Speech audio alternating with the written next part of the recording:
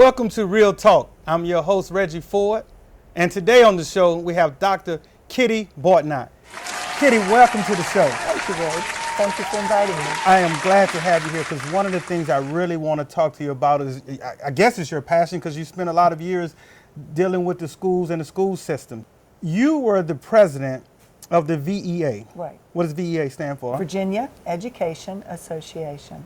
And tell me a little bit about that. What does that do? What does that encompass? Okay, it is an organization made up of about 55,000 teachers and education professionals. We include secretarial support, cafeteria folks, bus drivers, instructional assistants. Anybody who works in the K-12 public school sector would be eligible to be a member of the Virginia Education Association.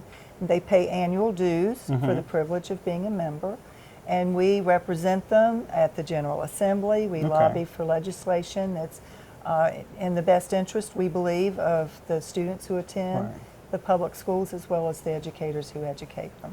Overall, the scope of the education in Virginia opposed to where do you think Virginia opposed to where you think Richmond sits? I know Richmond always gets a bad rap, and I've read some statistics that some county schools, such as Henrico and Chesterfield, they have some schools that are, I believe, Warning accredited.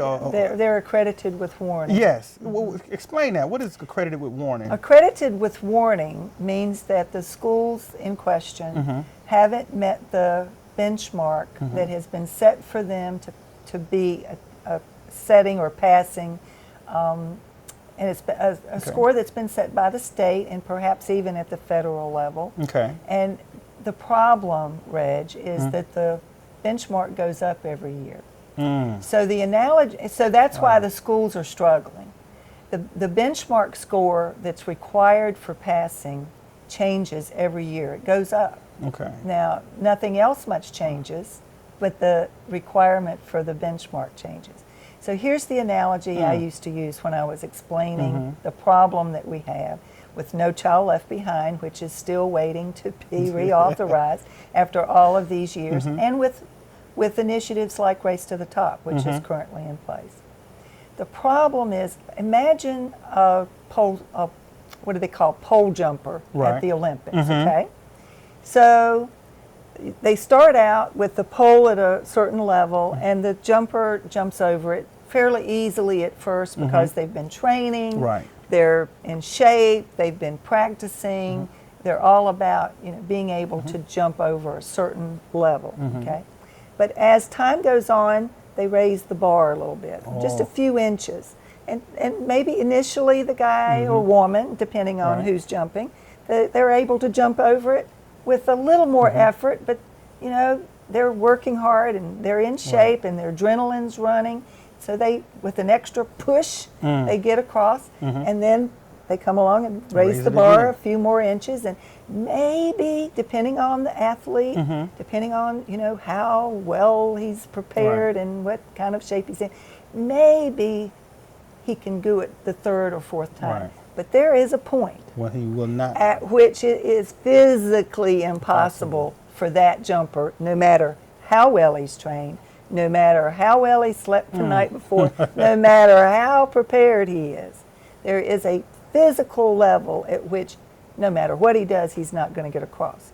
That's what's happening with the testing craziness that's happening all across the country and here in Virginia in particular. Now, you were talking about the comparison between the counties and the city. The city does get a bad rap. The city is dealing with a particular population of children who are, some of them living in very poor, poverty-ridden communities where they don't have the support from infancy. And so they many of the children who are in the city start with a deficit because their parents haven't been reading to them. They haven't traveled extensively. They don't have, in some cases, two parents talking to them, conversing with them at bedtime. It's a very different set of circumstances that some of the children, and in the case of Richmond City, perhaps too many of the children are being raised up with. And so that's one difference. The other difference is that in spite of the rhetoric about you can't throw but so much money at a school system and lift it up, Right. the problem is they keep cutting the funds, Right. even though they complain about throwing money. I used to say when I was first starting out as an education leader, throw some extra money at us and let's see what we can do. But that's never happened. Ever since I've been active, they've been cutting budgets, paring down, cutting, and then asking people to do the impossible, which is to educate on a shoestring. Back in 2008, I remember they had some real big cuts. I believe like $1.6 billion. True. What about now? What's going on now?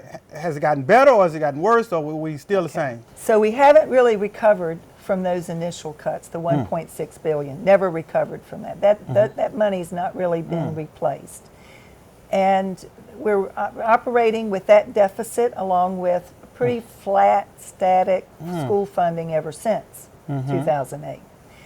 Now, that first cut, unfortunately, occurred in Governor Kane's watch, right at the end of his term. The economy was just beginning to tank, if you remember, Right, 2008 in September. Everything sort of fell into the toilet, and that we've been trying to climb out of that ever since. The huge impact of his cuts, and the biggest problem with his cuts is it cut funding for some of the support personnel. He told me in a meeting that it wouldn't, but it did. So I don't know whether he didn't recognize that it would or not, but that's what ended up happening. So we're still not recovered from that cut. Now, fast forward a few years, we have Governor McAuliffe, who ran on a platform of supporting K-12 education.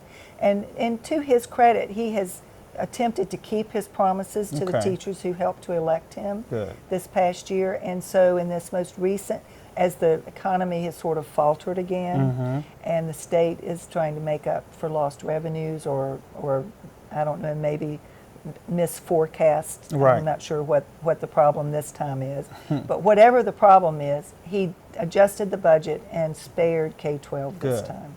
So we're still in the hole, but not as much in the hole as we would have been had he included K-12 in this round of cuts.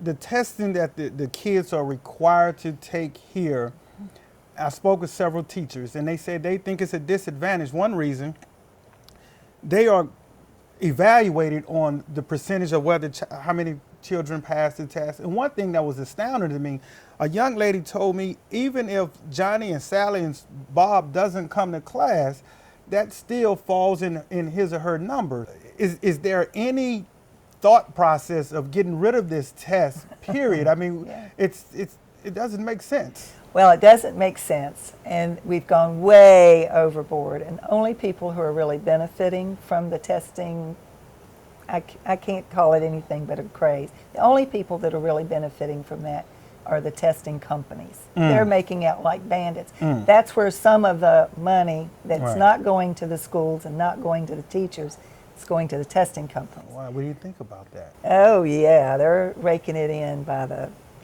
billions nationwide, not just here in Virginia, nationwide. Every state has the same testing dilemma that we're facing here.